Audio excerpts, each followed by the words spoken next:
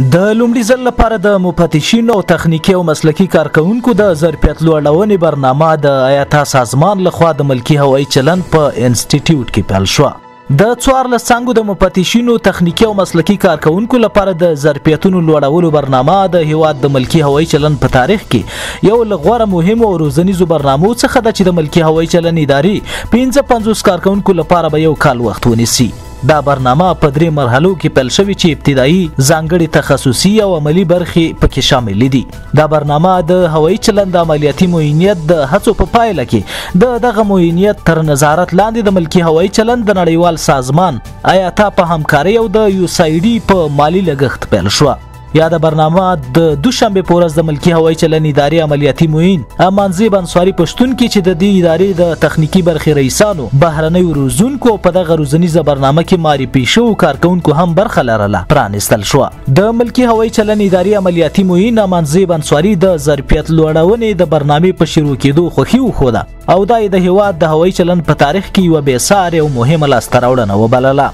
او زیاته کړه چې د دې برنامې پلي کېدل به د ملکی هوایي چلند ادارې د دریځ پیاوړي کولو ترڅنګ مسلکي کادرونه هم وروزي. ښاغلي انصاري تاکید وکړ چې د ورته فرصتونو برابرول په تخنیکی برخه کې د هیواد ملکی هوایي چلند اداره پر ځان د بساینې پر لور بیایي او دغه برنامې له برخوالو جدي غوښتنه وکړه چې له دغه فرصت څخه د پوره ګټه پورته کړي.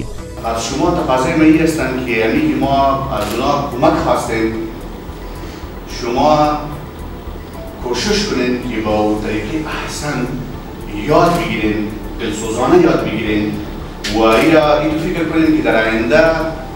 شما هوانوردی هستین، این شما خانه تان هستین، شما باید جور کنید. په همدې حال کې د ملکی هوایي چلند انسټیټیوټ رئیس محمد نسیم سمیم د الوتنو د خوندیتوب رئیس انجنیر ستانکزي هم د دې برنامې په پلي کولو خوښي څرګنده کړه او د لومړنۍ روزنیزې برنامې له 10 تنه برخه اخیستونکو وغوښتل چې دا فرصت د جدي ونیسي او ګټه دې ترې پورته کړي.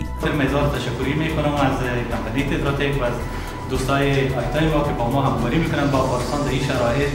دشوار کشور ما حاضر هستند در کنار شما آموزش‌های بسیار بلند برای شما انتقال بدن. د مفتشینو او د تخنیکی او مسلکی برخو د کارکونکو لپاره د ظرفیت لوړونې برنامه به د 2021م کال تر پایه پورې دوام وکړي چې په دې لړ کې به 55 تخنیکی او مسلکی کارکونکي په 3 پړاوونو کې امنیتي او تخنیکی مهارتونه ترلاسه کړي چې دا مهارتونه د الوتنو پر مهال پکاريږي او دغه ټریننګ د بهرنۍ روزونکو لخوا په نظري او عملی بڼه ورکول کیږي چې د نړیوال هوایي چلند سازمان آیاتا لخوا معرفي شوی دي. د یادونې وړ ده چې دا روزنه د هوایي چلند انسټیټیوټ د تخنیکی امکاناتو څخه په استفادې